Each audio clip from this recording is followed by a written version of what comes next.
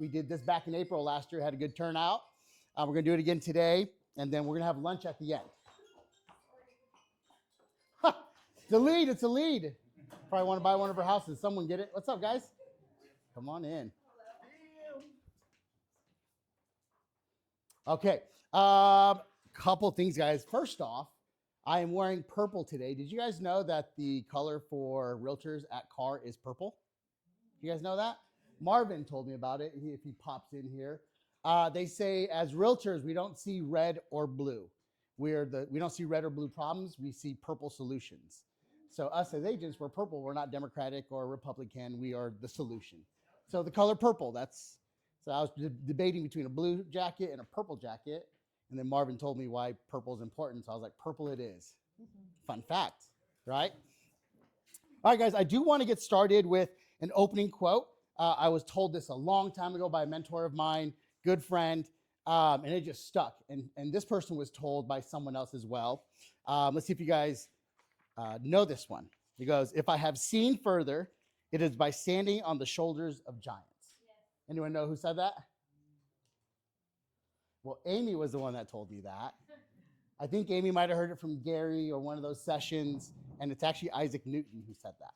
And the whole concept is, here at KW, we build leaders, right? And we see further because of the leaders that led us, right? And so I want to get more into how we started this investor circuit and what brought us here today. How many of you guys know Gilbert? Right? A lot of us, right? So Gilbert and I were discussing one day just deals. If you've seen Gilbert enough, one thing you hear is, hey, do you have any deals for me today, right? And so he was always doing that, and I'd make fun of him. I'm like, man, why don't you just go post up in the front with like a cardboard box, like, need deals, we'll work for deals. And he thought that was funny. He's like, oh, and he knows, he does that. He goes, JD, we need a bigger platform. We need more deals. Your agents need more deals.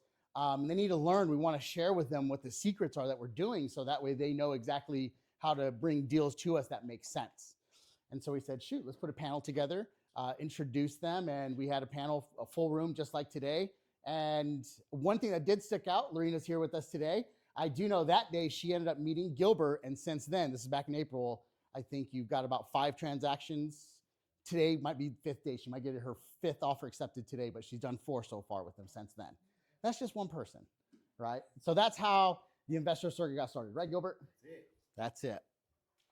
Okay. If anyone doesn't know, the restrooms are in the back. You'll see orange signs on the wall. So if you need the restroom, they're way in the back. Or you can ask Mondo in the back. Come out this door, go to the front. Yes. Okay. Let's discuss the goal. The goal is to have everyone here leave with one relationship, one strategy, and one action plan. So before you leave, come and talk to the investors, ask them questions. Maybe we can do some deals in the future. All right, I want to take some time now to introduce everyone. We'll just start here and go on down the table. We're going to do a couple different things, 2 minutes each. We're going to go down the line and introduce. We'll start with you, Gilbert. You're going to give us your name, what market you're operating in, strategy or what's your specialty, current focus, and what kind of deal do you want right now. So let's start with name and market. So I'm Gilbert. I'm the owner of Phoenix. So I'm a contractor. I start off as a contractor, but I manage homeowners. These guys own homeowners, but I help manage. My goal is to win. It's it. Like for us all to win. For me to win, for him to win, and for all the agents I work with to win. So we do. I do really well. I've been doing this for 17 years. In the 17 years, I've learned from the people on this panel. I've worked with a lot of people here, and we do really good together. So that's the goal. What markets are you in? Areas. You know, my areas. Anywhere? Yeah, I'm everywhere. We're anywhere. If we're an hour and a half away, that's what we can hit that. We can get there. So we get it done. So that's who I am. That's what we do. So good to meet you guys. So a lot of people I don't know in here, which is surprising. But what do you think your guys' strategy is right now, or what's your specialty? Flips, buys, and holds. Yeah, flips. I mean, we don't hold nothing. We don't like to hold any. We pick them up, we turn them up, and we get them gone. So that's the strategy. Make money. Tell me, what kind of deals are you looking for? What deals am I looking for? Yeah, you want something to make 100,000 off of 50,000. Yeah, so typically we look at margins. So we're looking at houses and we look at our margin. We want a percentage of the profit. So a percentage of the investment. So we want to see like 10% on the minimum end. So if it's a house if we pick it up for 300, we want to sell it for like 420. is typically, because the remodel cost is about $40,000, $50,000 is the remodel cost. And then after giving away maybe 20% for closing costs, that's where it's at. So there's a lot of numbers in there, and it changes dramatically based on the purchase price. Thank you, sir. All right, All right. pass the mic on down. Mr. Nathan, your More turn. shit. And you might have to keep the mic close to your mouth Yeah. so they can hear you in the back. All right. Name and market. All right. So my name is Nathan, and the market is AV area. So I buy houses mostly in Palmdale, Lancaster. We can start anywhere from Santa Clarita all the way to Cal City, Yeah. or starts from Little Rock all the way to Lake Hooks. So And I- that whole AV area. And I think one of your favorite ones is like East Palmdale. East Palmdale, 400, 500, 600 is kind of the sweet spot, right? They sell like piece of cake, Like really hotcakes. fast hotcakes. Yeah. East Palmdale has really good days on market. Okay. And then strategy, or what are you focusing on right now? Because I know you do hard money too. Right. So purchase wise, this year my goal is to at least buy and sell 50 properties in total. Was that That's 50? 50? 50. 50. Yeah. 50. Okay. Last year I did 33. So I'm planning to get 50 this year. So that's the goal for this year for us. And to get there, I need everybody's support. Like anywhere you see a deal, wherever you see a margin, like not every house will qualify for FHA loans. Not every house will qualify for regular loans. I could usually close a house within 10 days. If the house is already paid off, it's usually 3 to 5 days. We have an awesome team here, the agents and the escrow company, the title, everybody is aligned here. So as long as you guys can bring us a deal, then I can close it really fast. Yeah. And then now, what's a deal that you want right now? Something that's a deal, or maybe some capitals or partners or vendors that you're looking for. So right now the market is kind of a little bit iffy with this interest rate. People are waiting like, oh, is it gonna drop or is it gonna go up? Yep. Is the house price like? I'll tell you one thing. Every time the people think the interest rate is gonna drop, the house prices goes up. So it's either or. Yeah. So there's never a perfect time. The perfect time is today to buy. Yeah. So we got to convince the buyers and also the sellers. Like some people hold on to the house too long and then they like damage the house more than what they need to, and it becomes more expensive to repair the house. So they're not gonna get much money out of it. So it's both on buyer's agent and seller's agent to convince their clients to bring in the good deals. And There we go. yes, yeah. Yeah, no, awesome. So, hey, if your clients are looking for an easy button, all these investors, give them a call. They'll give you an offer at any point in time. It's like an easy button. We always tell our clients, like, hey, we can go the easy route. You just tell us what your terms are, and then we'll go talk to one of our investors, make it work.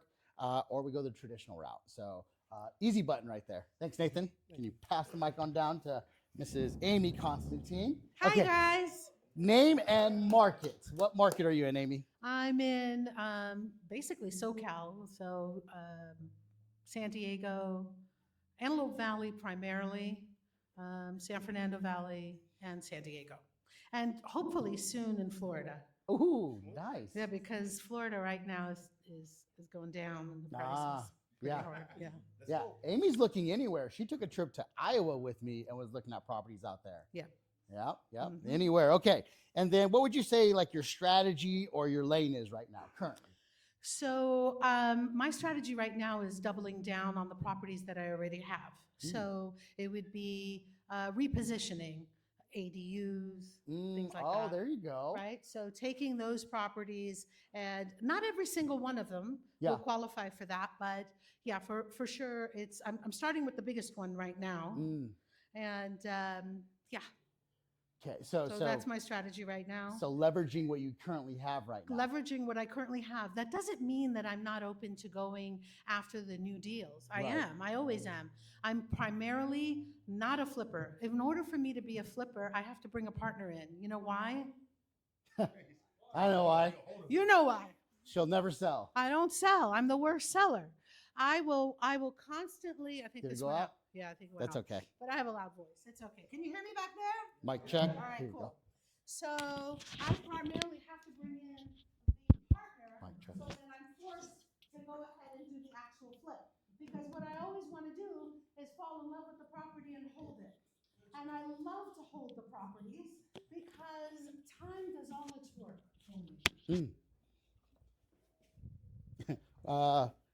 Mondo, can someone help me with the mics? What's your next question? Next question is, What deals do you want right now? Deal, capital, partners, or vendors are you looking for? What deal I want right now? So, what deal or what relationship? Deal, relationship, either one. Okay, the deals that I want right now that I'm falling Might in be love the with value. is mobile homes as long as they're double wide. So I made the mistake of single wide. But double wide, I love them because there's no tax ramification. I fix them up, I flip them, it's like doing cars. Yeah. So I like those. I like those. The relationship I'm looking for is the relationship with the mobile home managers. So what I'm looking to do is expand my current vendor portfolio towards those managers. I love being in business with them because I can help them, and on a personal level as well on a business level as their management role, and they can help me. So it's great. Love it. Thank you. Okay, Amy, can you pass the mic down that way? Thank you. Thank you. All right, Ray. We got Ray. Name and market. What do we got? Hello, everybody. My name's Raymond Magana, and my market is the Antelope Valley, down the hill in LA, and pretty much where else, anywhere you have deals. I've done deals. I currently have bought stuff in Florida.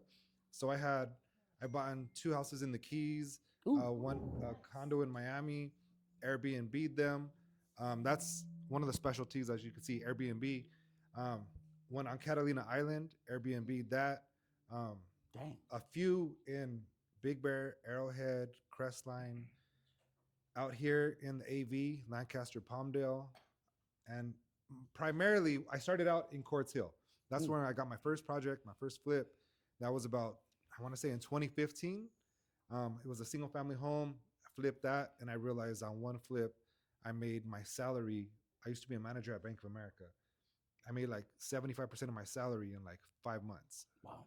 4 months actually. So I was like, let me just do this again. So I started doing that, and then I started to do a little bit more with my projects. They started getting a little more intense. I started to add on square footage. And right now, my current game plan is like Amy, doubling down. So I have a Nice. little rental portfolio, and my plan is to convert the garages into ADUs or add an additional structure in the back. And I found like not a loophole, but basically you could add an ADU to your house, to your attached house. You could convert your existing car garage into a garage conversion ADU. You could also build on a garage to that structure. Once it's finalized, the garage is finalized, then you go back to the city the next day and convert that into another ADU. So that's just like a little extra sauce right there. You're dropping nuggets already. Yeah. So my goal is just to network. A lot of people helped me at the very beginning of my journey. I started in 2015. I've done probably at this time over 100 flips.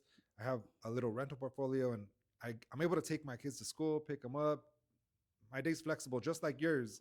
So that's who I am. I do Airbnbs, flips, starting to do building more. There you And this is what I would also suggest for you guys to please take down my phone number. My name is Raymond, 323-212-2102. 2102. A lot of twos in go. there. Yeah. There we Any go. other questions? No, you pretty much answered all of them. I just want to hit one more, just to be clear. What's a right now deal that you're looking for? Capital, partner, or vendor? So I'm always looking for partners, right? I'm always looking to team up with people because you don't need to bring the deal to the table. You don't need our money. Sometimes you could bring experience. You could connect me with somebody else, or I could connect you with somebody else, and then that could turn into something down the line. So it's not that I'm only call me if you have a deal in your pocket. If you have a question, call me. If you want my advice on something, or you feel you could help me with something, or I could help you, call me. I feel like the more we network together, the more we all grow. So 323-212-2102. So like right now I do stuff. I'll do stuff. The farthest I've done is Oceanside. That's the farthest in SoCal I've done. But like Barstow, Victorville, up all through the AV, Tehachapi, Texas, I've done one fourplex. That was a few years ago. And then Miami, about 2 years ago. So basically wherever there's a deal, as long as the numbers make sense, we could put it together, then I'm all for it. Right on. Cool. Thank you. All right. Thank you, Raymond. Can you pass it down to Thomas, Mr. Thomas Palaskis? All right, Tom Paul, who are you? What market are you in? I'm Tom Paul, and I'm in, thanks, much love. I'm all over, but mainly Antelope Valley is my favorite. Obviously, I go to Rosamond. I could go to Riverside, San Bernardino area as well. I also do Orange County, and I do some of LA, kind of just depends. Big Bear. I'm kind of picky with the LA, thank you. We have a flip going on in Tehachapi right now, so we can go up to Tehachapi. And we have one in escrow, like an Airbnb style, short-term rental in escrow in Big Bear right now too. So we're looking up there as well. There you go. And what what is your strategy or lane that you're in today? Or lanes? What do you mean? So what do you think? What is your strategy as far as like what's your daily, every day? What are you focusing on moving forward? Obviously, you're OP for KW, so Yeah. that's something for you that you're working on. You got the Airbnb that you're working on in Yeah. Big Bear. You got the flip in Tehachapi. You're working multiple lanes. Yeah. But which one do you think is the one that you'd want to continue to do more of? I would say that my main focus is this office, encouraging doing things like this, helping agents grow their wealth, their Yeah. net worth, helping to encourage them to invest or be partners in investments. And the cool thing about it is this whole panel is willing to partner with any one of you, you know, depending on what your strengths as a partner is and what our strengths as our partners are. So that's part of the reason we do this investor circuit is we want to make sure that we bring value to you guys and become partners with you guys on making your wealth greater and have a higher net worth as well. So my main focus, everyone in here. Yeah, thank you. Thank you. All right. Yep, 2 claps for Thomas. You're gonna hear a lot of investing on different things. It's not just real estate, right? Thomas is KW or OP of KW, leading majority operating principal of KW. That's an investment, right? And he's investing into us as well. Amy as well. Amy's done different investments outside of real estate. Sam too. So we're gonna hear a lot about that. What are you looking for right now? Deals, capitals, partners, vendors, realtors? All of the above. All of it. I'm looking for all of the above. So this year, I would like to, my goal is to flip 6, to pick up 2 more buy and holds. But I won't turn down a good deal. So if I hit over 6, it's just I want to have, you know, a realistic goal and also not get distracted by just doing investments and flips. I have so much else going on, which like I said, you guys, which I want to pay close attention to. So I'm careful not to divert that attention. But if all the right deals come to me, I'll buy them all. There you go. Right? I'll figure it out. I mean, like, we have a couple deals going right now, and I'm like, okay, I might need to find some money soon. So, which I'm not afraid of. I'll tie it up, and then I'll find the money afterwards. So I'm looking for capital. I'm looking for agent partners. I'm looking for deals, more agents to join, more lenders to join us. I'm looking for all the above. Awesome. Love it. And okay, and thank you. Thank you, Thomas. Thank 2 you. claps, Thomas. And then All right, Thomas. Mr. Rafe. I think most of us know this guy, but just in case, Sam, could you tell us In who case you you don't are, know what's your me. market? I'm Sam Rafe. I've been in the Antelope Valley for a long time. I started my real estate career in the AV. I bought the first property in 1992 Wow.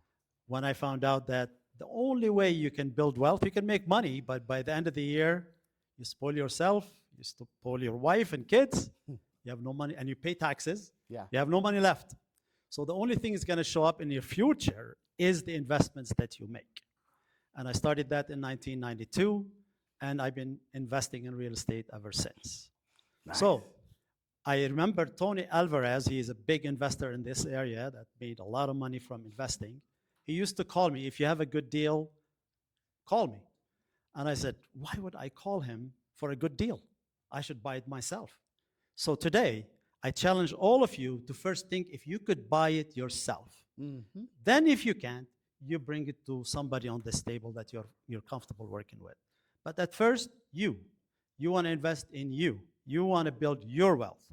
If you can't, you bring us in, okay? I've been doing investing from land to apartments to storage units to what have you. So it depends on the deal, how you can make the deal work for you. And that takes some education, some experience, and some seminars that you need to go to and learn. Thank you. Did I And miss anything? no, you're doing great. What would you say your current focus is or strategy that you're working on right now? Okay, as I get older, my focus is cash flow. Mm. So I'm re-strategizing some investments that I have and making some changes to my portfolio to generate the cash flow. I don't want to sell properties to live on it. I want to be able to get enough money to give me the comfort that I seek. Awesome. So that's Yeah. my strategy. I like that. Okay, so refocusing on the investments that you have to produce the most cash flow for you, that we can still continue to hold them, build equity, but you're also living the lifestyle that you want and not having to sell anything. Yeah, because whatever you plan, your plan is going to change later on because Yeah. you're growing. Right. You're changing. So your plan will change as you get older.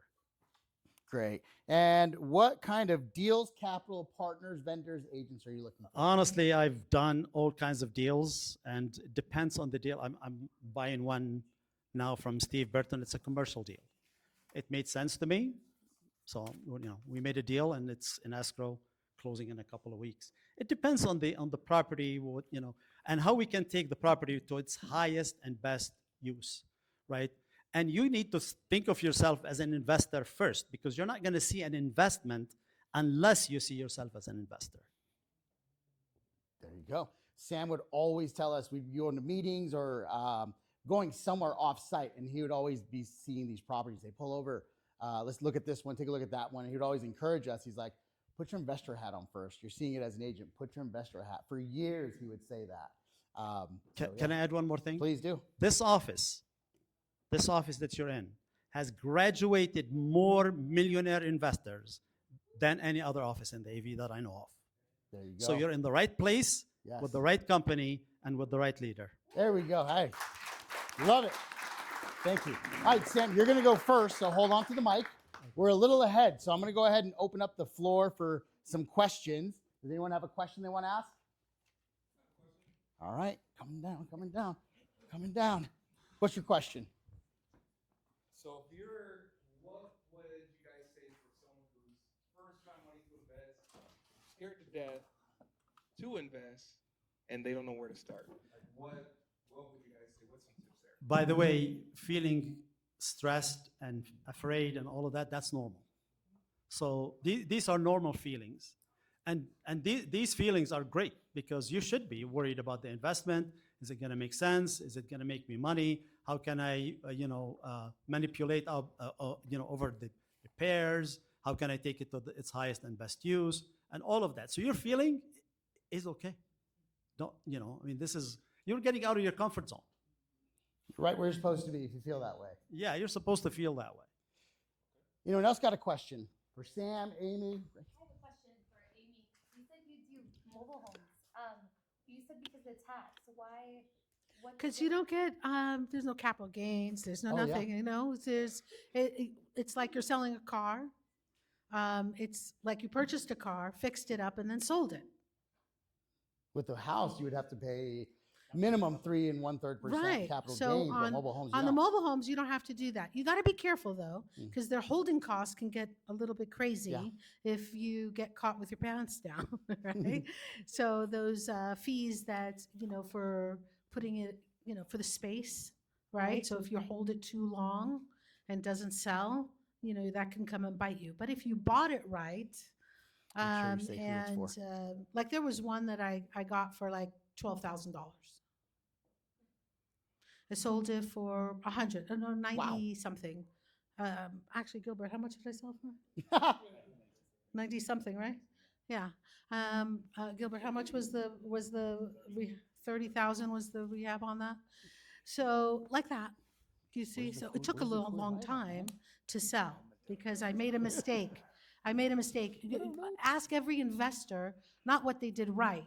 Ask them what they did wrong. There you go. Because that's where the learning happens. It doesn't happen in the success. In your own business, it doesn't happen in the success. It happens in the failures and when you get up and do it again, right? Now you know better, right? So that's why I said, I'm not going to do a single wide again. you know, I'm going to do only double wides. I realized that, oh yeah, the double wides go quick. Yeah. Single wides sit. So. There. Makes All right, we got sense? another question back here. One thing really quick, one big thing on learning that I learned in real estate, time kills. Mm. So like if you don't manage things correctly and you fall behind with your scheduling, your holding costs can just wipe out your profit margins in so many different ways. So even when it's like, say you're doing a project and you're rehabbing it, sometimes if you need to go through the city and get things permitted, sometimes you don't realize, oh well, Monday's going to be a holiday, so if I don't call for an inspection on the Thursday before, I'm not going to be able to call till the following Tuesday, and then they're going to tell me they're backed up because the holiday just happened, so I can't even get an inspector out on the field till Friday. So you just lost a week of time. And when you list a house, you know, the more days on market, Less money. it doesn't look good at all. So that's one thing I would say. Time can kill. Thank you. All right, what's your By question? the way, they asked about what's the first investment you should do, the question prior. First investment is your home. Do you own your home? Do you live in the home that you own, or are you renting? Oh, good advice. Okay, so first investment, get your home, stop renting. All right, Mike, what's your question? Who's it for? Okay, my question for Amy. You mentioned some like a CD you gave us right now about the city and ADUs. You breezed right past, like very, very, very fast. Can you slow that down and repeat what you said? Which part? Like when you're talking about converting the garage and then the ADU right afterwards? Oh, okay. So I'll give you an example. So one of my friends asked me if I could do an ADU for her. And she told me she wanted to do 2 ADUs, detached ADUs, side by side, like touching under one roof. So it's one structure in the back. So I went to the city and they said, no, you can't do that. What you can do is you can do an ADU, one ADU that's detached, or you could do an ADU that's attached to your house, or you could do a garage conversion ADU.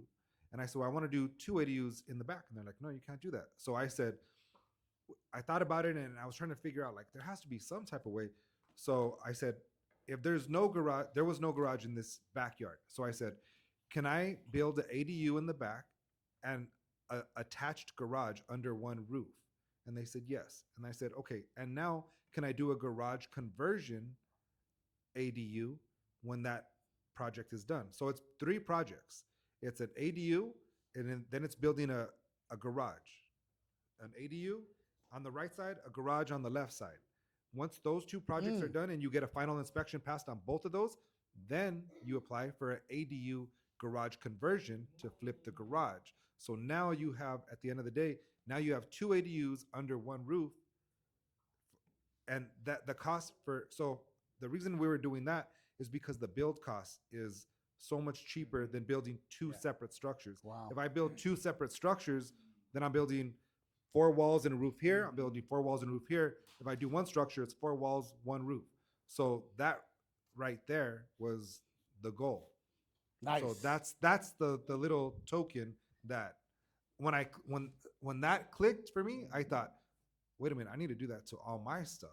So immediately I started looking into it. One thing that killed 2 of my deals is 2 of my properties are on septic tanks. And a septic, you got to be very careful when it comes to septic tanks because that triggers a lot of things when you're going to do a remodel on a house. It's just, that's a whole nother class. But septic tanks, be aware. Yes, we're actually going to be talking more about that. Gilbert's got a whole bunch to say about that, don't you, Gilbert? Okay, let's go ahead and pass the mic down to Sam. We're going to go ahead and get started with our questions. These ones are for you, Sam. Are you ready? Ready. All right, guys. So a little bit of background on Sam. You've invested and you've built companies from the ground up, such as escrow, title, lending, brokerages, buy and holds and flips, right? Which of those behind the scenes investments has produced the most consistent returns? The real estate company. Real estate. Tell And us escrow. more about that. And escrow. Real estate and escrow. Real estate. Okay. The business gives you far better return than a real estate investment. But real estate investment is passive, doesn't take much work. In a business, if you bought a business, you got to work the business. You got to generate the income, generate the revenue to make the profits. Yesterday, I had a meeting with a friend of mine that owns 3 stores, 3 businesses, and he's not making money. I said, great. So basically, you're working for your landlord. So let's put a strategy how you can increase your revenue so you can increase your profits, right? So the business requires a whole different set of rules and systems and models and structure than owning a house. It's pretty simple to own a property. I mean, and the initial investment, and Amy said it, to own your first home to live in, 3%? 3% down, and you don't own a house? Something is wrong. And what's interesting about this table, who's foreign born? Oh. 50% are foreign born. Why? Because we come with a dream, with a mission, with a vision, and that we want to accomplish something. We came for a reason, right? We came with a goal. And if you have a goal, you'll accomplish that, right? So there, which is kind of interesting. I'm looking at, the 3 of us, we're not born in the U.S., and yet we made it very well. Yeah. They say the how is no one's business as long as you got a big enough why. Yes. Right? Absolutely. And so that's what I'm hearing from you. I'm also hearing that real estate, the brokerage, the office, realtors and agents, and a lot of deals happen there, but very noisy. Very noisy. A lot of work goes into it where buy and holds and flips. There's still some noise there, but it's not like managing an office of 400 realtors and hundreds, if not thousands of transactions, right? Yeah. And the first investment you buy, if you want to buy a business, you buy a franchise. Why? Because it gives you system, it gives you model, right? To follow. Same thing when I bought a real estate company, I bought a franchise. Why? They gave me structure, they gave me system, they gave me a model to follow. So same thing with you if you decided to buy a business, which is not a bad idea, by the way. All right, question number 2. You ready, Sam? Ready. How did owning pieces of the transaction change how you evaluate risk on your personal real estate deals? How do owning piece? Yep. So having ownership and title, escrow, did that affect the way you looked at deals? It's one stop, right? That's how you create a one-stop shop. So if you have the transaction, the real estate sale, you need an escrow. So naturally, you should own an escrow company. If you have the escrow, then you need a title. Naturally, you should own a title company. One of the mistakes I made, I should have bought a title company early on, but hindsight 2020, and sometimes you make mistakes. And that's one of the mistakes that I made originally. So what I'm hearing you say is just naturally you realize as you're doing these deals that there's other opportunities to create investments off of these deals. If you're doing like, let's say 10 deals a month, guess what? Yeah. You're going to come to Thomas, say, Thomas, can I buy into your company? Right? So you become a partner. Why? Because now you have the deals. If you have one deal a month or one deal a year, that does not qualify you to buy into a business yet until you grow to a certain level. Okay. All right. 3rd question. What do most investors misunderstand about leverage when they start scaling? Well, I mean, I'm one of these victims that I did not leverage. I tried to buy my investments for cash, and that was one of my pitfalls because you're not a bank, and at the end of the day, you're going to run out of money and you're going to be able to invest anymore.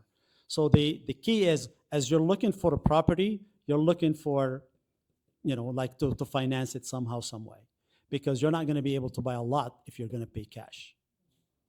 So leverage your money to buy more. All right. And as Renee comes in. That's why Nathan plenty comes of in. people looking to partner up. And that's part of why we have these. He's not cheap, but he's good. Anything good never is, right, Nate? All right. Sam, last question for you. What's one investment you thought would be a home run that was painful but a valuable lesson? Businesses or real estate or just real estate? Real estate, it could be a flip deal, it could be a business deal, brokerage, escrow. What's one investment you thought was just going to be a home run, but it turned out to be a valuable lesson instead? Owning land. Land? Yeah, Like vacant, just raw land. raw land. Although it's a great property, I made a lot of mistakes because I had no experience in land. Mm. It cost me, but at the end of the day, it's going to be a good deal. Yeah. But it just cost me the mistakes that I made cost me a lot of money. So being mindful now about tying money up in vacant land. Yeah, Really got to be a good Yeah. deal, make a lot of sense to really go after that. Okay. correct. All right. 2 claps for Sam, guys. Yeah, thank you. Glenn. Thank you, Sam. All right. Next, Amy, we have you next. Hi. Hopefully the mics don't go out this time. Okay. All right. So you have invested in both traditional financial instruments and real estate. How do you decide where capital goes first? Okay, so let's talk about traditional. Traditional investments, there's liquidity in that, right? Real estate, you don't really have liquidity, right? Unless you pivot, like you refi or something like that, right? But typically, you don't have the liquidity like you do in traditional investments, like maybe buying T-bills or stocks or Prosper. Yes. So doing some things that are different outside of the real estate world, those have more liquidity. However, when do I decide when to put the money where? It's always going to be in real estate. The extra, my video game money goes to those other investments. So they come up quite a bit over time. In Prosper, I probably started with, I think it was $55,000 in that Yep. in that investment. I've been very much of open book. Anyone who ever wants to know where I put my money, where I lost my money, where I won my money, what happened to me, I'm a complete open book. And Prosper is basically, I loan you money, right? And it doesn't even have collateral. It's a personal loan. Why would you do that, Amy? Well, it's 25. I've done $55,000 worth, but they're all $25 per loan. And then so you ask for maybe a $5,000 loan, and based on your credit and my criteria of if I'm going to choose you or not choose you. By the way, my returns on that are 9.3%. I remember when Amy was showing me this when she first got started, and she had a was so good excited. savings account Yeah, that was making some good money. right, But the money she made in that savings account for a year, you made in like a month or two Yeah. with Prosper, right. with a percentage of what that What's- savings account had. Correct. So today, Prosper keeps continuing, and I take out money every single month.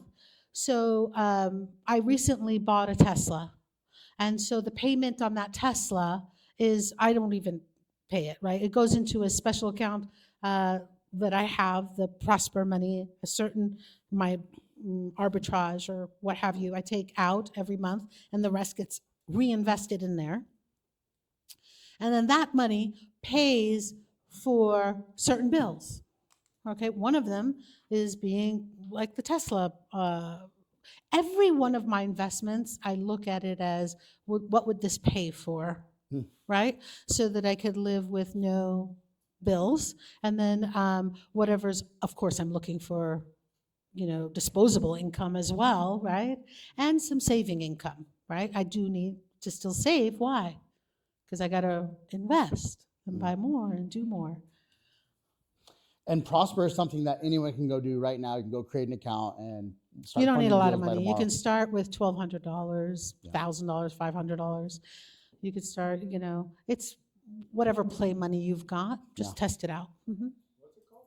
Prosper. And the reason why, prosper.com. So if you go to prosper.com and you're going to go in there and you're going to see like, oh yeah, if you wanted a loan, they'll give it to you and all of that. So Prosper is, why Prosper and not the other online places? Well, Prosper does an amortization table that is profitable for the investor. The others, not so much. So that's why it's Prosper only. So prosper.com, write that down, go take a look. I did a class on it one did? time. I'm more Yep. than happy to do Oh. Prosper class. No Hey, if we problem. get enough of y'all that want to It's see, easy. hear more of that, we'll set something up with Amy to do a class and come do it. Okay, cool. All right, Amy, this is one of my favorite questions for you. How does life insurance and trust actually enhance real estate investing, not just protecting it? Right. So the byproducts of the life insurance and the trust, the byproduct is the protection. They're actually a strategy. Life insurance is a strategy for liquidity. So when you buy a life insurance, have any of you read the book Do as the Rockefellers? What is the name of Oh, the? You know what I'm talking about? What did the Rockefellers do? Something like that. That book. Basically, the Rockefellers are still legitimate today, that name, and because they've created their own bank. So anyone in the family uses the life insurance policy. A baby is born, like I told my kids, once I have a grandchild, right away, that grandchild will have a life insurance policy.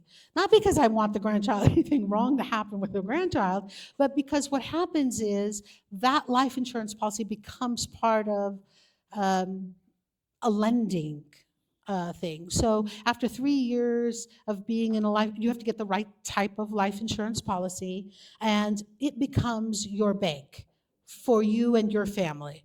So it's a strategy. It's not just a protection. Trusts, on the other hand, have to do, a lot of people think that trusts have to do with legacy. I guess what's your definition of legacy? So my definition of legacy is what I leave inside people, not what I leave to them. So I say to my children who are adults, I teach them and show them that the trust is just there. The properties that I own, the things that they receive, is just a continuance of me. But it is not my legacy. My legacy is what I have left in you, and to teach you to build on that trust to be like the Rockefellers and the next generation and the next generation. If I did my job right with Generation 1 has to then do their rights in leaving the correct legacy in Generation 2. It's about educating and teaching and coaching the ones that are closest to you. So trust and life insurance are strategies. Protection is just a byproduct. all right. What role does real estate play? Oh, no, sorry. How do you balance cash flow versus appreciation in this California type In market? California, I forgot, I'm in escrow in one in Atlanta right now. I actually am purchasing a property in Atlanta. I forgot about that one. Yeah, so, It's a good thing, good problem to have. when you were asking me about where am I? I'm in Atlanta too now. Okay, so how do I, in California, you got to look at this a little different in California, right? That's why sometimes I go out of state and start looking at things, because the cash flow is oxygen, right, Sam? It's oxygen. But in California, you can't really take a look at it that way because the prices are ridiculous. So now you're going to look at appreciation. So this is how I do it. I look at it from a point of view of neutral or positive cash flow, because time takes care of the appreciation. So much so. Time is actually what Ray's talking about, time is not on your side. He's right. Like if you're building and doing and all of that, time's not on your side. But investing is kind of boring. It takes a lot of patience. So you're gonna sit on a property. I mean, I'm a buy and holder. So I go, I bought one across the street here a few years back. And at that time, it's on Willowbrook.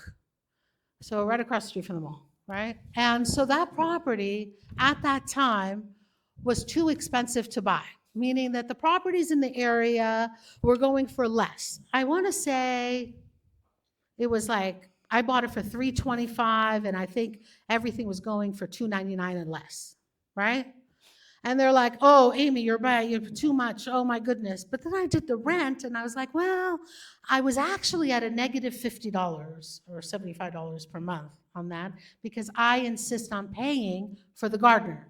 Why do I insist on paying for the gardener? because my gardener is my eyes and ears. He tells me if there's pets on the property that are not supposed to be there or what's happening. So my cost was a little bit higher. So that's why I had the negative cash flow. But I said, okay, guess what happened in time, Went up. right? $3,300 rent today because, buy and hold, rents hedge against inflation. I love that. That's my favorite part. That's why I have a hard time. That's why I need a partner to actually do a flip because I want to hold it. I love it. I love I it. fall in love with every property I own. All right, Amy. One time you had told me a couple years ago, you're like, if I was to do this all over again, I think I might start with insurance. So with all the knowledge that you've accumulated, if you had to simplify wealth building for the next 20 years into one principle, what would it be? Buy assets. Buy assets. So that's it. If I had to make it as short and sweet, is that it's amazing to me on how much money that people spend throwing away instead of putting away to buy an asset. A car is not an asset. Right. Your nails are not an asset. Yeah. Clothes are not an asset. The only loans you should have are asset loans. I don't have, my credit card debt is I charge today so I can get miles, and then I pay off tomorrow. If you can't do that, then don't charge. But here's the thing, let's say you can do that. How much of your income should you use charging and paying off? Because those things that you're charging are probably not assets. So if you're going to spend the money, spend it on assets, not somewhere where it just stops there. Assets. Thank you, Amy. 2 claps for Amy. All right. Let's go ahead and open up the room for 2 questions. Give us a break, and then we'll come to Nathan next. Who has a question? Anyone? Mike in the back. All right. I'm coming.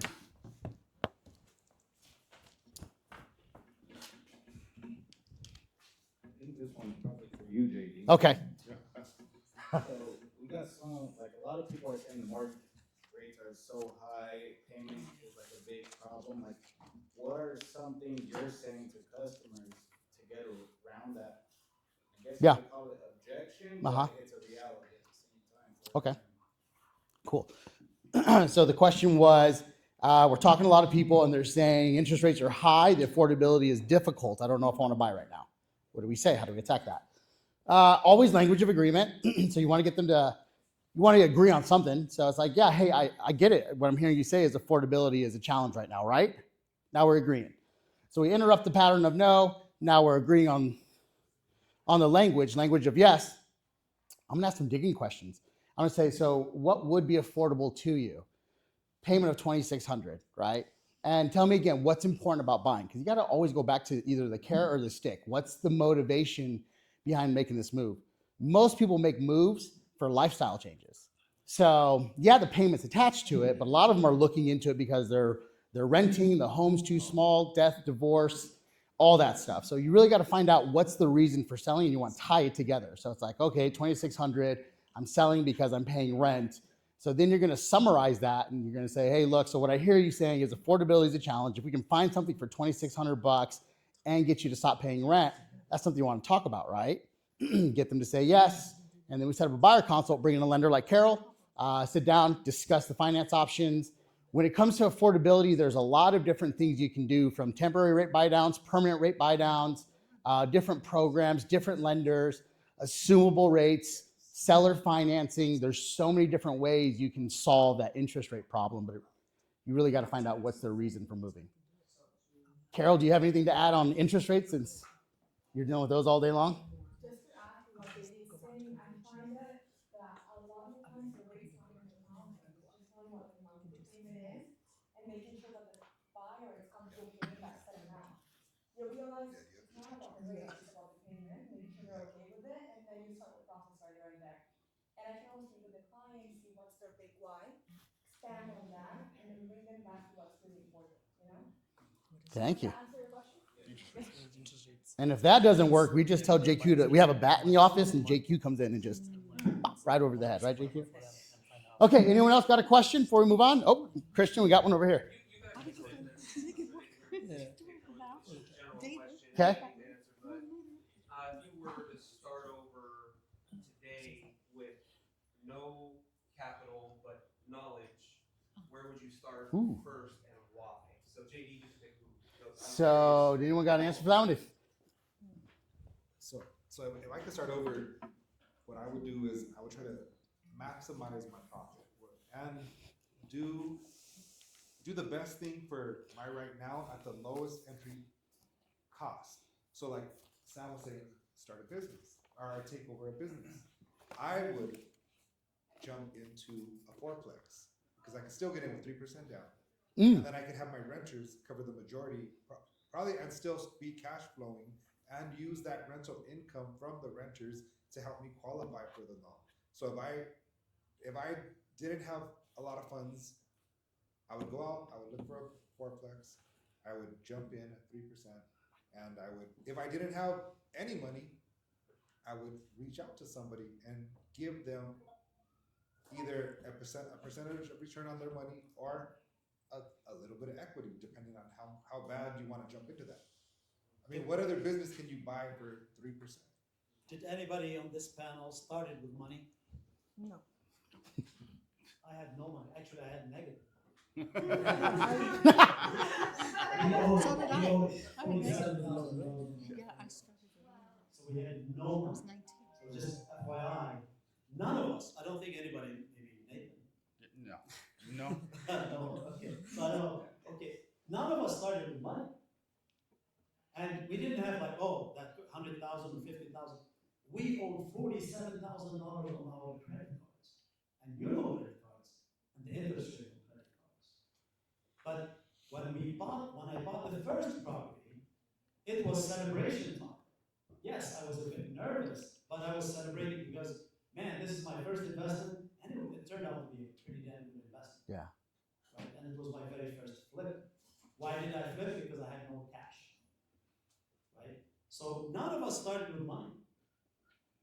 There you go. Thomas, you got something you want to add? Yeah, so. Thank you, Sam. I would start with something that I actually did. And then I would start with something else as well. So what I actually did was I rented a house, right? I was the tenant. And then I rented each room to my friends. I mean, people that could pay the rent, you know what I'm saying? I mean, was it all easy? No, it wasn't easy, but guess what? I was making money by renting a house. So anyone that's in the position where they're like, I'm afraid to invest, you can invest with little to no money. Little to no money. And you can invest in you through education. So another thing is I'm gonna get educated. Here's how. I'm gonna watch panels like this. I'm gonna go to all the free stuff on Meetup. If you guys have the app Meetup, there's all kinds of investment networks and groups that you can be a part of. Where I went and I've met so many amazing people that have taught me, or at least given me an idea to try, and I implemented it, and works out. It's scary, but it works out. So one, I'm gonna go lease out a property. I'm gonna fill it with people that need to rent because you can rent a room for like $1,000 right now. Yep. Right? So you get a house for $2,500, 4-bedroom house, and you rent out 3 bedrooms and you live in one. Right? So that already pays you money every single month. Right? And you guys can split the utilities or what have you, right? Then if I'm starting with nothing, I'm looking into being a wholesaler, an agent or a person who finds deals. I want to find the deal because the deal is the value. Because I can bring the deal to these people right here. I'm in a network now. He got money. He's a contractor. She knows life insurance. We all have so much value, and I bet you right now, if I came to them and said, hey Sam, I have a deal, what would you say? Tell me about it. No. If I said Gilbert or Nathan, I have a deal, what do you say? And that's the same thing you could say to them. They're going to be excited to hear you have a deal. Of course, we're going to underwrite it. We're going to look into it, make sure it has value and that the deal is actually there. But my next step is to bring deals to the table as a wholesaler. And then my next thing is a buy and hold. So I'm going to be a wholesaler to help flip, see if they'll partner with me or anyone else will partner with me who has money, who has finances, who's a contractor, whatever. I'm gonna get those partners in line. Then I'm also gonna look and buying holes, which I would find subject to, if you're familiar with it. On So I'm gonna buy FHA properties with no loans, money out of pocket, if they rent out the subject to room, the current, they can use that as income, right? mortgage in place. Right, whatever the, you know, about subject to. So we're gonna buy properties subject to the current loan, look at what that payment is and have no money out of pocket. And I'm gonna fill that with, short-term, mid-term rental people. I'm gonna rent it out room by room, which you can get $1,000 more. There's other methods you can do where you can rent per bed, and you can have 4 beds in 1 bedroom. So if I had no money, I would risk it all. If I had nothing, let me risk it all because I have nothing to lose. Let's jump in. Also, I want to add to that on the renting rooms part. I did confirm with Carol. FHA, if you're going to buy a house, FHA, 3.5% down payment assistance programs. If you're going to rent out rooms, you can use that income to qualify for the for other units. Yeah, so let's say the property is a 2-unit or 3-unit property, up to 4 units. You can live in one of the units, and we can use the rental income on the other 3 or 2 or however many units there are. With 3.5% down or even down payment assistance. Thank you. Thank you. And they got a lot of California City and Mojave multi-units available, and those can go USDA. Zero money down. Okay. Up next, we're going to do Nathan. Here, I'll switch your mics, Nathan. You take this one. I'll take that one. Thank you, sir. Hi, guys. Fun fact, if not a lot of you know this, Nathan comes from the mobile industry, right, Nathan? Yeah. And there's not, you can call him like a mobile mogul. There's not very many people that can do what he does. So, mobile phones, Cell yes. phones. T-Mobile. Cell phones, yeah, cell phones. mobile phones. So coming from that industry, what business skills transferred over and which ones didn't? What do you use from that past business and what don't you use? So mobile industry is really fast moving industry. The margins are small, but the volume is high. For example, I service around 400,000 different customers across 2,000 different doors across US. The risk factor there is really high. And if I make a small mistake, it becomes really expensive. So when I transferred over here, I learned how to risk management, to manage my risk here, and cash flow management. Early on, I realized this is an asset business, but still is a business. It's an operating business.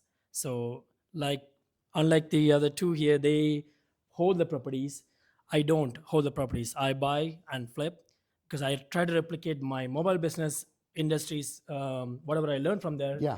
Try to make it as a business in the real estate by running it as an operational business. So I buy, I flip, and then move on to the next one. So that's why I'm able to do multiple properties at a time. Like right now, I'm holding 15 properties. I'm flipping at the moment, and able to do more because of this. I try to move in a fast moving environment. Yeah. Because I like the cash flow. I like what you said about holding the property. But for me, it's better for me to have the cash flow because this is my retirement plan. I'm coming out of the mobile industry. Yeah. My retirement plan is going to be in real estate, that I'd rather have a cash flow income so I can live my life comfortably the way I want to. So I heard a couple things in there. I heard coming from the mobile industry, a lot more units. You're managing or servicing 400,000. Transferring over, you learned risk management, but it also sounds, I think we would call this the velocity of money. Velocity of money and type of investments. How fast is that money coming back? Some of it's long and slow. I can scalable. Yeah, I can think and scale. Nathan really likes fast velocity of money. Money goes out, bring it in as fast as I can so I can put it back out there to make more. Am I right? Yes. All right. Okay, as both a flipper and a hard money lender, what separates you? What separates operators who scale from those who stalled out? So what's the difference between a hard money lender or a flipper, someone that's successful and someone that makes mistakes and just doesn't cut it in this industry? Your deal or your profit is made on the day you purchase a property. It's never on when you're selling it. So when you're purchasing it, you have to analyze it. What is the correct ARV of the property? Like when an agent brings me a deal, I double check their work, basically making sure that they tell me that the house can be sold for 500,000. I make sure that they can sell it for 500,000 because they might run the numbers wrong. And it's all about what is in front of me in a spreadsheet. So I don't go with my emotions. I don't go just because I like the Yeah. person. No, it doesn't matter who brings a deal as long as the numbers make sense. And a lot of investors makes mistakes is they give zero credibility to time. Time is money, like you said. There are projects that and you end up holding more than 6 months or 8 months. Now your holding costs, your property taxes, your insurance, Space rent if you got a everything mobile home. spank up. Everything goes up. So that then the deal is broken already. So your deal is made on the day you purchase a property. So you have to make sure you vet the Yeah. purchase, the property that you're purchasing, and make sure it's in a good area. And always add like a 20 to 30% buffer on your timing that you're expecting to close. Like you said, like you called for inspection, the holiday came, then you're waiting for a week. So always give a buffer for yourself time-wise and calculate your cost of holding and give a small buffer for yourself. Because if you always sell faster, you make the money anyways. Like it's better to sell faster, but always have the buffer. Okay, so you actually answered a couple questions there for me, but the first one that I heard you say, the biggest, what separates everyone is the person that makes the deal on the purchase. It's always about the purchase first, okay? And then the second thing that I heard was sneaky carrying costs or costs that cost you over time, such as like space rent, utilities, taxes. So those are two things too that are mistakes that people forget to incorporate into their numbers. What red flag is an instant deal killer for you? So instant for me is someone being dishonest, someone Okay. bringing me a deal that's Doesn't make bullshitting, trying to sense? bullshit me. Oh, like that, okay, you know? yeah. So that's an instant deal killer for me. Besides that, someone giving you an ARV, but that ARV numbers doesn't match up. So when I buy a deal, I have people around me. I surrounded myself with people who I made as a team. The only person in the team is constantly changing is the agent who I work with. Because whoever brings the deal, I work with the same agent. So one thing about Home Runners, my company, is that let's say one of you guys bring a deal. Most of you guys here are real estate agent. Let's say you bring me a deal. I made sure I buy from you, and when I give you my promise to resell the house with you. That's one of the things I do with every agent that I buy with. So let's say you are the one bringing me the deal, then you are the one I'm going to resell the house with. So you have to make sure that you promise me a value that I can resell it at the same value you're promising me, because it starts from the day I purchase it. So I need to make sure that I buy it at the correct price. Yeah. And I have a awesome team around me, like title, escrow, construction, and your team who is always like mentoring me, like Amy, like always supporting our team. So surround myself with someone with experience and use that experience to work alongside with the new agents that comes here. So Nathan's pretty much saying he has a gang. So if the numbers aren't right, It No. takes a village. He surrounded himself with a group of people that you trust, you can bounce ideas off of. And I think what you're saying is follow Sam's rule of, would you buy that first? If that's a yes, then bring it to you, right? Yes. Or buy it yourself. But if you wouldn't buy it, wouldn't make sense to kind of bring it, right? Right. Okay. All right. And then favorite question for you. If you were forced to choose between speed, margin, or safety, what do you prioritize and why? Safety means capital safety, you mean, right? Like risk management. Okay. So out of the three, I would say safety first. Okay. Because if you lose a deal, then the other two doesn't really matter after that. So safety first. Yeah. And the second will be margin, because for the risk that you take, Okay. the margin will compensate you for the risk. Gotcha. And then the last one will be speed. Speed matters only if you have both of those other two controlled, because doesn't matter if you flip a house in 1 month, you lose your capital, then it don't really matter. So safety. All right. So it goes safety, margin, and then speed. Unless you got safety and margin under control, then you can look at how fast. Yes. Awesome. All right. 2 claps for Nathan, guys. Thank you, Nathan. Okay, Raymond, you are up next. You ready, partner? All right, let's get the mic down to him. All right. Raymond, Airbnb, private money, refinance strategies. What numbers must work before you even bring private money into an Airbnb deal?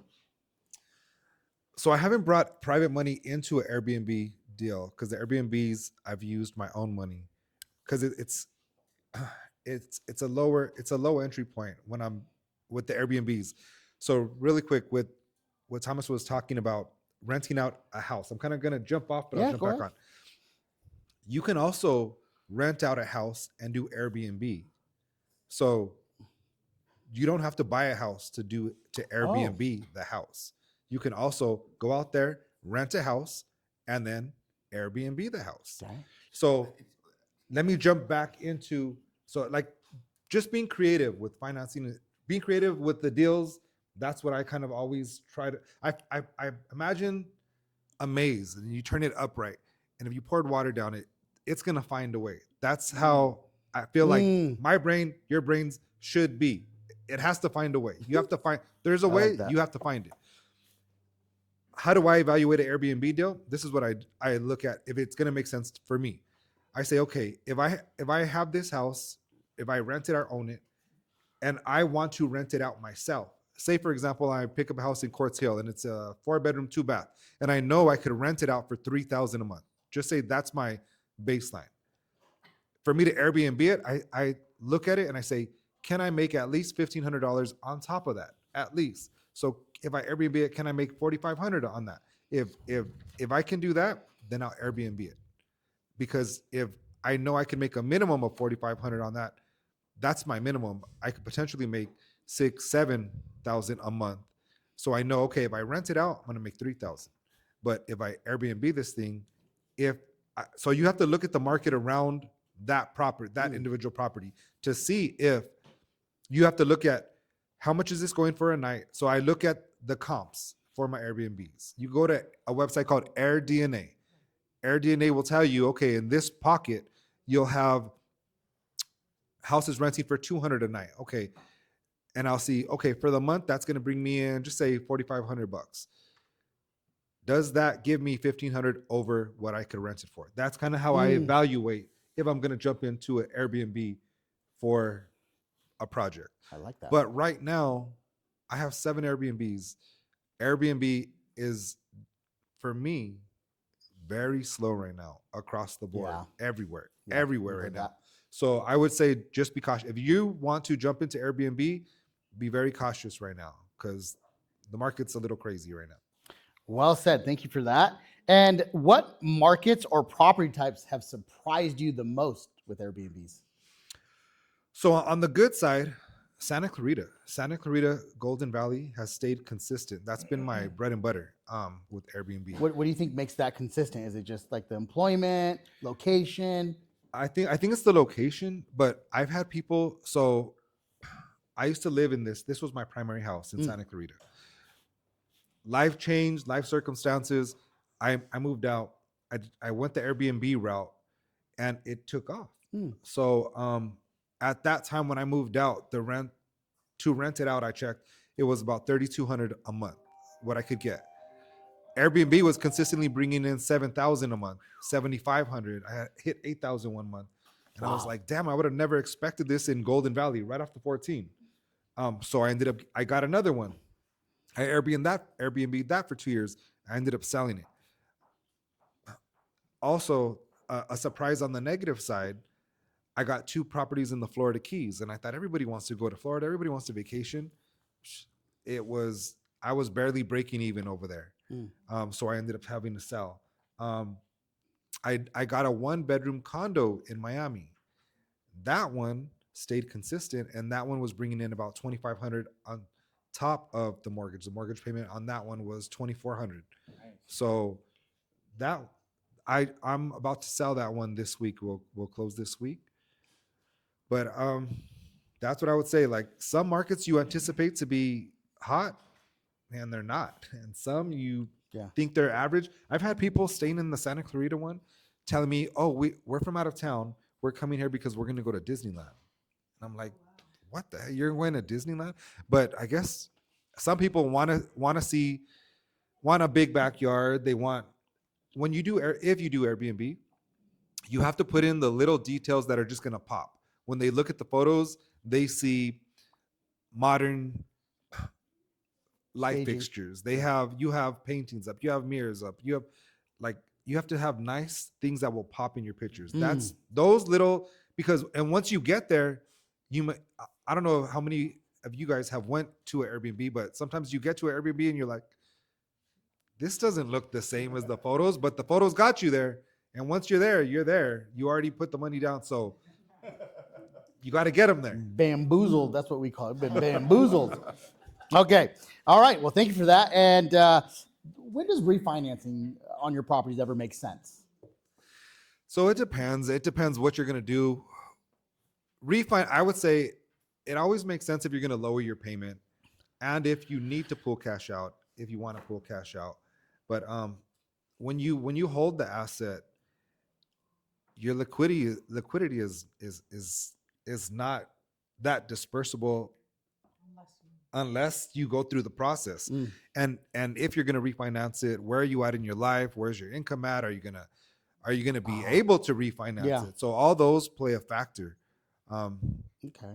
So it varies. It varies. If you're gonna refinance it, because I say you're gonna disperse that money and that money's gonna work for you somewhere else and it's gonna generate more money, then that's a good time to refinance. Gotcha. But if you're gonna refinance just because you want to pull out $50,000 because you want to buy a car, I think that's Don't a do it. horrible decision to make. So refinancing, it has to be a really good reason and you're putting that money to work. Yes. Okay. All right. And then last question, if anyone or when someone gets into Airbnbs, what's the first thing that they should master in the next 12 months? You really, I would say your customer service is huge, because when you get into Airbnb, you want to become a super host. And a super host is only going to come if you have good interactions with your customers. So you have to be on top of it. When you do Airbnb, you're going to get calls at all times. Hey, what's the Wi-Fi passcode? And then you have to nicely respond, hey, please look on the fridge. There's a sign that says the Wi-Fi password is this. These are the top 3 local restaurants I recommend. Here's a list of the grocery markets in your area. And please take the trashes out every Wednesday, because the trash comes Thursday morning at 6 a.m. Like, there's a lot of little things that it's very customer based. You have to be there for your customer. You have to be available. So those are the things I would say to focus on through Airbnb. And really quick, just jumping on what Amy was saying about insurance, I suggest you guys all look into getting term policies, IULs, because those are huge. You could start investing in yourself now by putting in you could get a 30-year term life insurance policy, and you could be investing $50 a month and get like a $200,000 payout if something were to happen to you, God forbid. Or you could get an IUL, which is a long term for the rest of your life, and it's better to get in at an earlier age than an older age. And you could pull money out of those things, use those things, and those things compound. And it's and that could be your down payment on a fourplex. That could be your down payment on a house, on a business. So you're leveraging the insurance just like you would a house that has equity. It has money that can be borrowed against, or you can borrow money against and the it. interest caps out like 3%, 4% that you're going to pay back into your life insurance policy. So I'll tell you how so when my first real estate deal ever must have been about, I think, 21 or 22. And like last year. Yes. And I bought a fourplex in Texas with, I did cash advances on my credit cards. Back then, my credit card limits were super high. I don't know why they gave me. I had a Bank of America card that gave me $50,000 on my credit line. Back then, I had good credit. I didn't have no credit. When I started, I had good credit. So I did cash advances. I pulled all that money. I put it down, deposit down. Long story short, I ended up losing that property about a year and a half later. That's when the market shifted. Everything changed. I didn't compound my property taxes and insurance. I got big bills. I had somebody commit suicide on my property. It was across the street from Fort Hood Military Base in Texas. Dang. When that happened, my tenants, it was 2 units on top, 2 units on bottom. The person who did it on bottom used a high-powered assault rifle, went up into the ceiling. There was a family, 2 kids, a mom and dad upstairs. They didn't get hit, but they were home when it happened, and the bullets went through their floor into their ceiling when they were in the living room. They moved out. The tenant downstairs obviously passed away. The bottom tenant moved out. All of a sudden, I had to pay property taxes. Dang. I didn't have the money to pay property taxes at that time. I had 3 vacant units in a fourplex, And that's when the crash happened. Everything just went haywire. I ended up losing that property. Fast forward about another 10 years. I was done with real estate at that time. 10 years later, insurance, like we're talking about, is so important. Something traumatic in my life. My wife passed away in a car accident. I got insurance money with that. That money I put all down on a property in Quartz Hill, my first flip. With that money, I was able to get in and do one property. I was like, you know what, I'm leaving. I completely pivoted from I was at the Bank of America for 12 years as a manager. I thought I can't be around all those people anymore. I don't want to see them. It just brought back too many memories. I shifted into real estate. That's how I jumped back into real estate. And I started doing flips, and it just rolled. And I started doing flips, started picking up a few rentals, buy and hold. So I would say, when I heard Amy mention insurance, I thought I have to let you know my story, because it can change your life. If there is a major event in your life, and how many times have you got a phone call where you didn't know this was about to happen and somebody passed away? If all your family is protected, that could be the little jumpstart you need to change your life. So, Well, thank you, Raymond, for sharing all that. Well, two claps for Raymond. All right, and then Thomas, you're next. All right, Mr. Buy and Hold, did you get a chance to review the questions We skipped yet? Gilbert because he smiles too big. So no, he's next. He's next. He's next. Best for last. All right, Thomas, as an operating principal and investor, how do you balance stability with aggressive growth? Ooh, question. good one. How do you balance stability with aggressive growth? There is no stability without aggressive growth. You are slowly dying or you're growing. So if you're not growing and you're not growing aggressively, take a look at your business plan. Because it's going to hurt, because I've been there. Yeah. I'm like, man, things are stable. Things are pretty good. They're pretty stable, And then 6 months later, you're like, Oh. what is going on? Yeah, well, I got to figure this out because this is going downhill fast. Yeah. So if aggressive growth is not on your business plan, it needs to be. Okay. What creative financing structure has produced the best results for you? Creative financing is interesting. I've done a bit of creative financing, and I would say that short term I did a subject to. So I bought a property subject to the current mortgage because there was tenants in the house and the owners had already moved out, bought another house, the tenants weren't paying. They were stressed over the moon. They were a little bit behind on payments and just wanted to get rid of the headache. And they wanted me to list the property, deal with the tenants, but they were like stressed, and they're like, get me out, Tom, get me out. There was a bit of equity, not a ton of equity, but there was a little decent amount of equity. So what I was able to do is I was able to do creative financing. I was able to own this home with the loan still remaining in the former owner's name. So title was mine. The loan was his. And I took over the payments for the loan. So I was making payments. My plan was to do Section 8 and make like $400 a month with no money out of pocket, except for some little bit of reno. So I was gonna put like $10,000 into reno, make $400 a month. I'm like, that sounds pretty solid. But for every strategy, I always have another strategy. Like, well, what if that doesn't work? What's my exit plan? Exit strategy is like, okay, flip the house. Yeah. Well, what's that gonna look like? Well, if I'm gonna flip the house, that means I'm putting 15 to 20 into it. And what's my margin? How much can I make? So on that one, it was only about $30,000 that I can make on a flip, which is low for me. Like, I don't like that number. But I bought it with no money down, no money out of pocket. I was only making the payments and then putting $15,000 to $20,000 into remodel. And I made $30,000 on it. So that was a creative financing on a flip that I felt pretty good with and confident with. And besides that, creative financing, I think, is really leveraging people. It's like, who wants to do a deal together? That's creative financing, you know? There's this one story about Sam. I want to put him on the spot here. Is that okay? So I was probably like 19 or 20, and I had already bought, or maybe I was 21, I don't know. And I already bought my first rental. I put all my money into it. I had a partner, and I invested every dollar I had to buy a duplex, right? And that was going pretty good. And then there was this other house. It was on the market for like $45,000. It had a hole through the roof because of a small fire, but like nobody was interested in this house because everyone was afraid, including me. I was like, holy crap, this is scary. There's a hole through the roof. I've never fixed the house with a hole through the roof.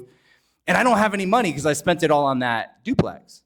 So I hit up good old Sam and I was like, hey, can I borrow $45,000? What do you got in your pocket, Sam? 45 grand? And good old Sam said, no. He said, no, but keep it up. Keep up the good work. Keep looking. You'll find it. You'll figure it out. And, so he encouraged me, but he did say no, which was a mistake. That was a good investment. It was probably worth the hole in the roof scared you too. See? He was scared. Ooh. I was scared, but I was like, let's do it, Sam. Come on. I wouldn't trust me either if I were him. But you did follow the rule. You were willing to buy it. I was willing to buy it with his money,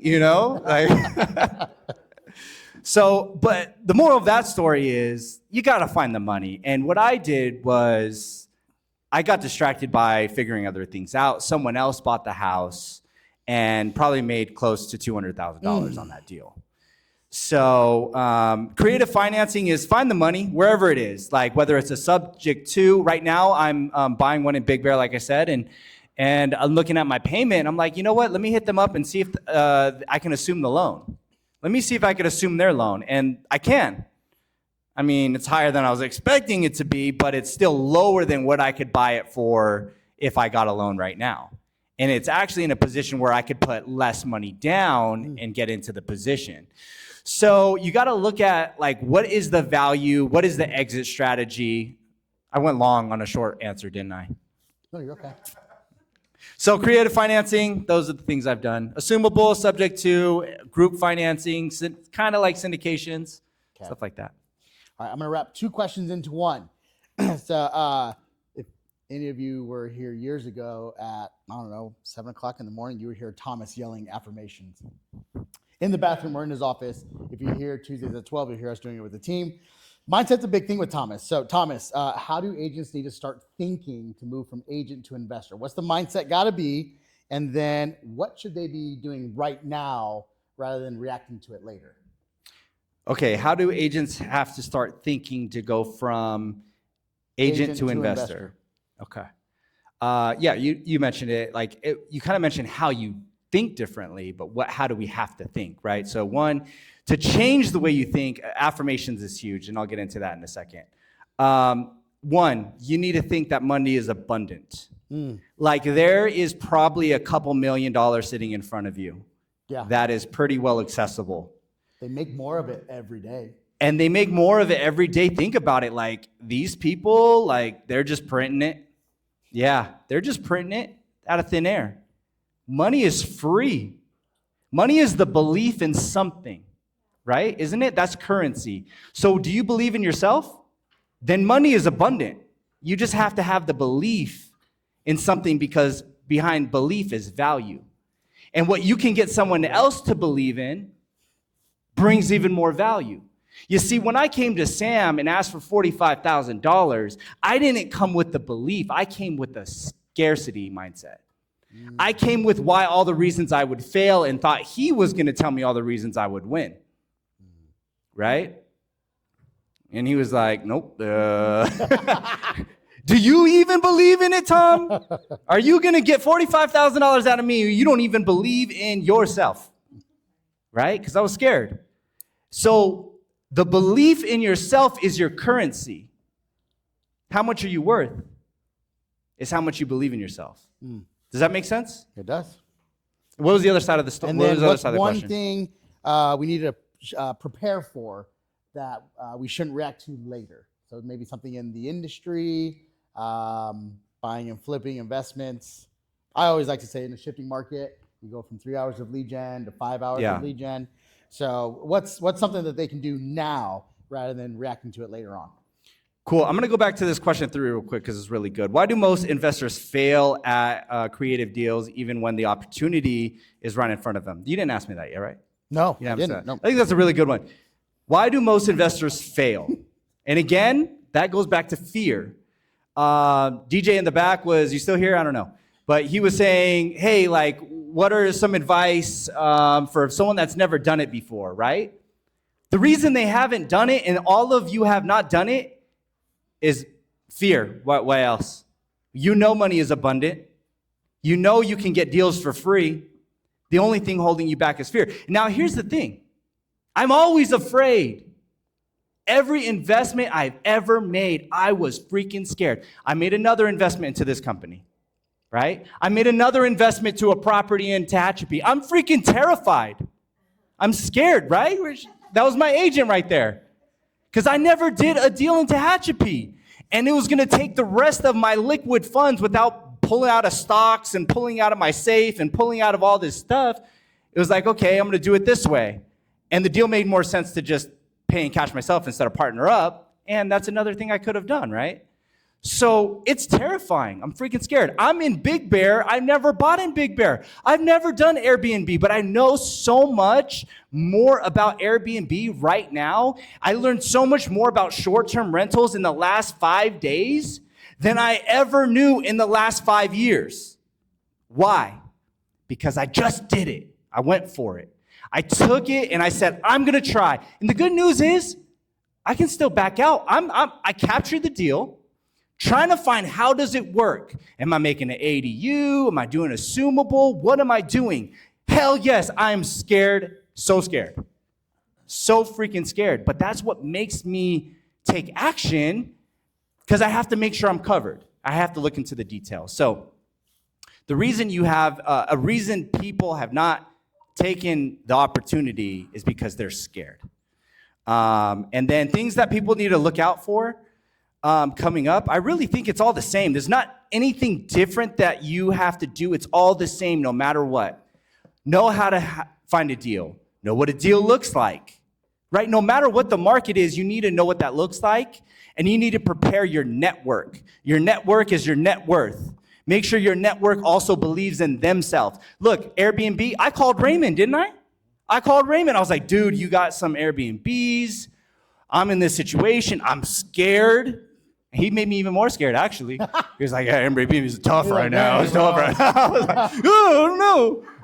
So, but then I talked to Gilbert, and I was like, hey, if I was to convert this to an ADU, how much would that be? In my head, I'm thinking, could be 60, could be 70. He's like, best case scenario, probably around 30. Worst case, probably around 40.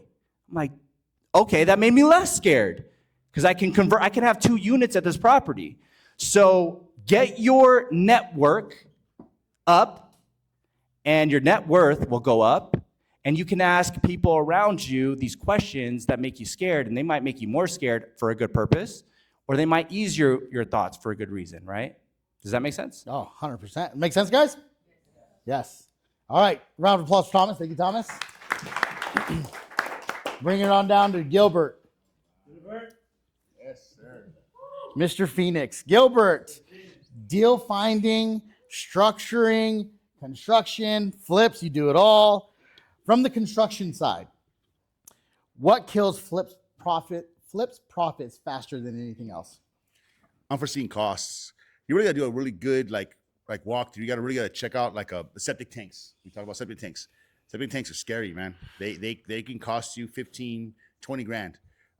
If you don't have it inspected and checked it out beforehand, because you have to have it looked at when you resell it. So I'm always looking at the houses in the mind of I'm gonna have to sell this thing.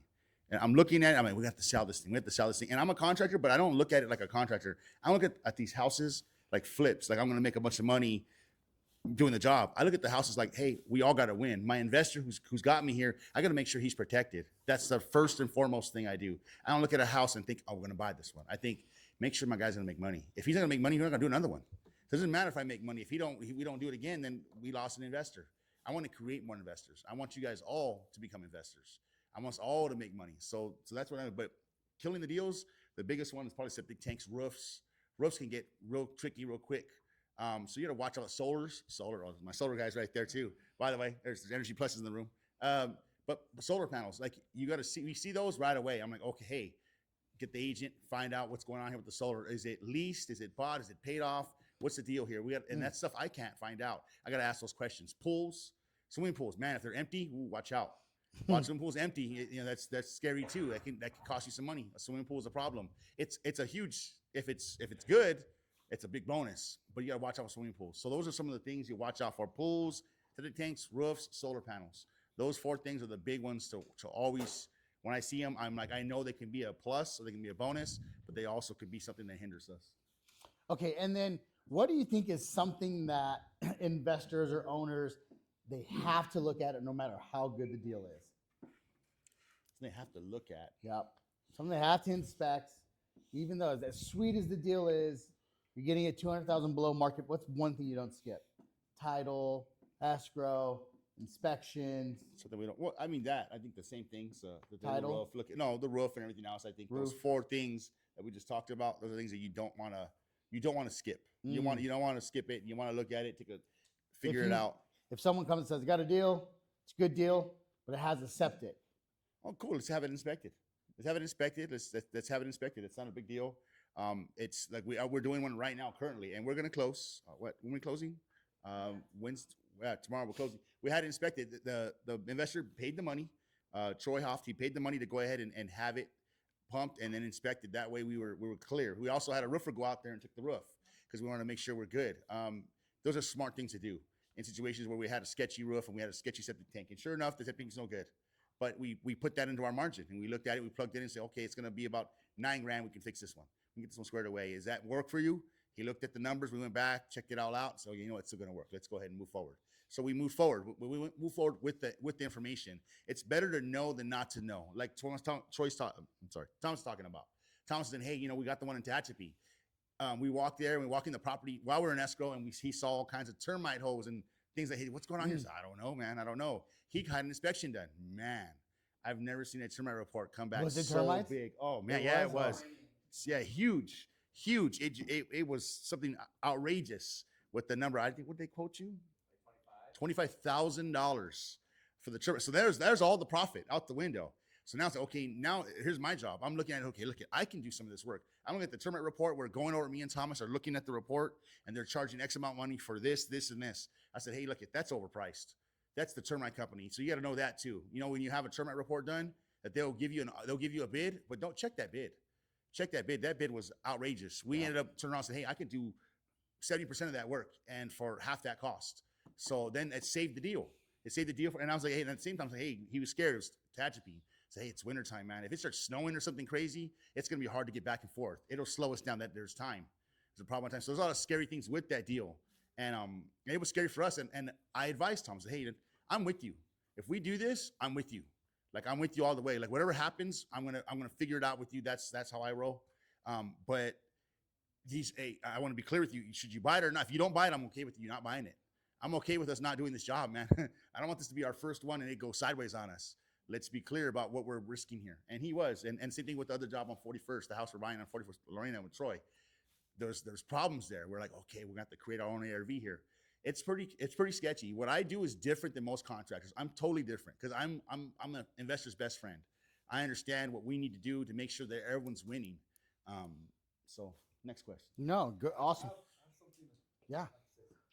So all of you as agents right now, you have to really understand what you have in front of you right now. You have a bunch of investors and you have Gilbert over here. Gilbert is like your plug because when you get a listing, when you get it locked up, you're gonna get it and you're gonna say like, okay, this house is a fixer. It needs work. But you as an agent all the time won't know how much work it needs. What does that work cost? So if you bring the deal to me or to Amy or to Thomas or Nathan or Sam, you want to take them the deal and say, this is what they're asking, this is how much the rehab is going to be, but you have to understand, if you go to Gilbert's going to give, so far, in my opinion, the best prices in the AV, hands down. So if you tap into Gilbert and he tells you, this bid's going to be $30,000, but the buyer or the seller doesn't know that, can't comprehend that. They may think, well, it's probably only 10,000 a worth, or maybe they think it's 100,000. Gilbert's going to clarify exactly what that cost is going to be, and then what you do is you plug that in to your numbers, and then you bring that to us. I guarantee you, if you bring a deal to the investors, they're going to come to Gilbert and they're going to say, Gilbert, I'm going to go to Gilbert and I'm going to say, Gilbert, how much is this really going to cost me? And Gilbert's going to pull up the numbers and he's going to say, Raymond, this is going to cost you, instead of 70, it's going to cost you 30. And all of a sudden it's like, oh wow. But if you don't tap into Gilbert or understand that, you could fumble the deal. Cool. Thank you. Thank you. Good piece of advice. So the advice is use your network, right? Yeah. Use your network to make sure that you're not going to fumble the deal. All right. Those are my words, by the way. Network is net worth. Put that on a t-shirt. Yeah. All right. Sweater. So Gilbert, you're the center of a lot of things when once the deal closes, you're like the project manager, but you have project managers that work with you. You have subcontractors that are working with you, for you. How do you work your deals so that all stays in line and closes on time, meets your time frames? I don't know. I don't know. No, man, you know what? I'll be honest with you, it's hard. It's really hard. I honestly, coming here, learning from here, and I'll say that, learning from here, I'm a contractor who's learned a lot from real estate. I learned a lot. I come to the classes. You guys are learning about business. I'm learning about business. I own a business too. I'm a different kind of business, but I understand things. So I'm constantly here learning, growing, taking advice from everybody in this room. Me and JD go shooting all the time, and we go, and it's an hour drive to get there. Man, the conversations we have, I'm just sitting there just listening. I'm like, wow, what? I'm gonna write this down. Like it has nothing to do with contract. It's nothing to do with real estate. And that's when I realized that this is what I do. This is where I'm at. It's hard to manage everything. So I have a huge team. It's all about a network. It's really about a network. I have a huge staff. They're with me, and there's some of them back there. Yeah. Very back there. Some of my guys are here supporting me. Shout out But Phoenix. yeah, and yeah, there you go. So that's what it is. I got project manager, and then I have subcontractors and managers underneath it. So I have one manager that manages all of the rest of them. And I've gotten to a point now where, and like I said, I've been doing 17 years. It didn't just happen overnight. It's a long time to get here. I stopped driving a truck and working maybe 8-9 years ago. I've been just managing things, and now I got managers managing things for me, because I learned right away that from Amy, conversation me and Amy had over a year ago. She said, hey, you need to leverage things out. You learn this, learn that. I think the pinnacle of what I've become is learning that the things that I do wrong, not the things I do right, learning what I was doing wrong. And she pointed that out to me really clearly, and it was like, oh my God, I suck at this. Like, I suck at this. Like, and then saying those words over and over in my head, I suck at this. You know what? And what do I do, Amy? She's leverage it out, Gilbert. You can learn to be this, but you can't be this overnight, but you can leverage it out overnight. And now she was so right. And making those decisions to hire project managers and team and people to come to help me manage, because I was doing this all by myself.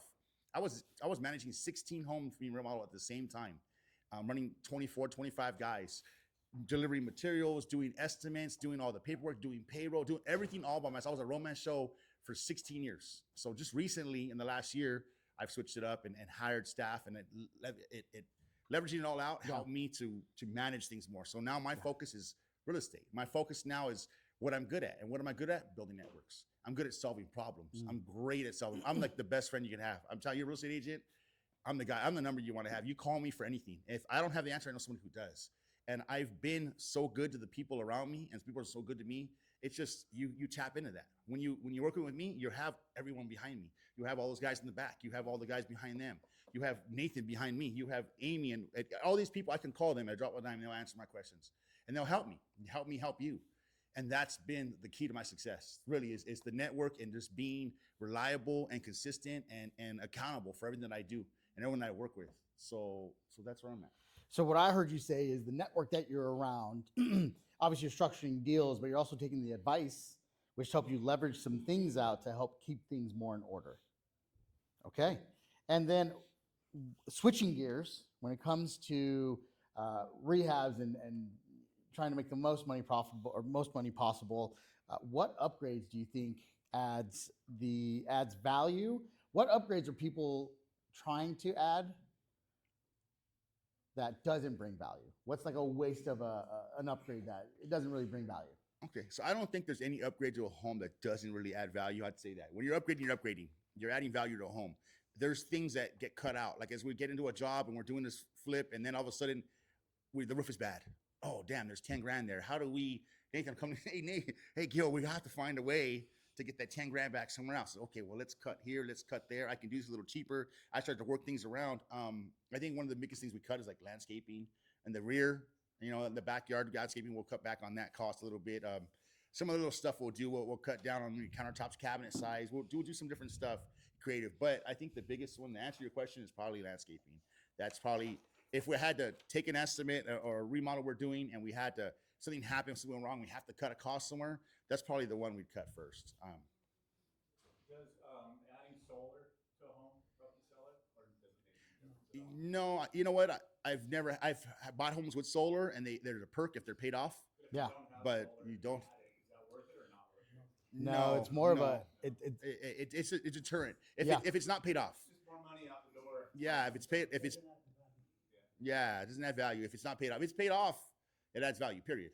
I mean, just like anything else. and even then they don't give it much value. Yeah. Yeah. Okay. This is, we'll start with you, Gilbert, and then we'll go down because I want to hear this from everyone. When it comes to contractors, what are things that contractors do that you absolutely love that makes you want to continue to work with them? And what are things that they do that is a red flag, no go? Oh man, pricing. Pricing is a big one for me. I think a lot of contractors aren't like me. I'm unlike most contractors. I'm working in volume. It's not normal. I'm like Walmart. You know, I'm doing 15 houses at once, 16 houses at once. So for that reason, I'm able, and the reason why I'm doing that is because my margins, my profits are lower. So my margins are small, but I'm doing so many that it makes sense in the end. So when I see another contractor who's just trying to hit a home run on every house he looks at, he comes out and he gives an estimate, and he's only doing 4 projects a year. So he's trying to make all those margins on that one job. And when I meet a contractor and he comes to me, he says, hey, this is going to be X amount of dollars. I'm like, dude, why? I'm like, why? Why would you do that? I'm like, I can't bring, and sometimes I bring some contractors in to help me because I'm overrun. My guys can't keep up. We have so much going on. I'll bring a sub. And when the sub comes to me and quotes me, I'm like, dude, I'll do that myself. I'll make my guy wait. We'll have to figure this out. And they're like, oh, why? Hey, I can bring you a lot of work if you could just realize that, hey, it's worth it to just be more honest and more fair with your pricing. Stop trying to eat so much off of me. Stop trying to take so much from my, these are investment properties. These are not personal homes. Someone's private home, they want the best of the best. They want it to be, and they're going to take more time and it's a little more energy. And when a flipping project, it's not so. We're trying to get this thing as cute as we can for as cheap as we can to get this thing sold. That's the goal here. So the margins got to be right. And I think that's the answer, man. A lot of guys come too high. Okay, so it's almost like work with contractors that know the game. Yeah. That know the game. Yeah. Okay. Anyone else want to add anything on what they're looking for contractors? Here we go. No. Besides contracts. Yeah. Anything else? Okay, well, one of the ahas I got today is from Amy, and that is to buy mobile homes because you don't pay taxes. I like it. Yeah. So that was one of my ahas today. I know all of you coming in today and you're knocking on the door of investing. True? I guarantee you, 97% are not going to get in. They're just knocking on the door, they're shying away, finding reasons not to do it. 3% are going to do it. And if you're going to invest, let me give you a formula.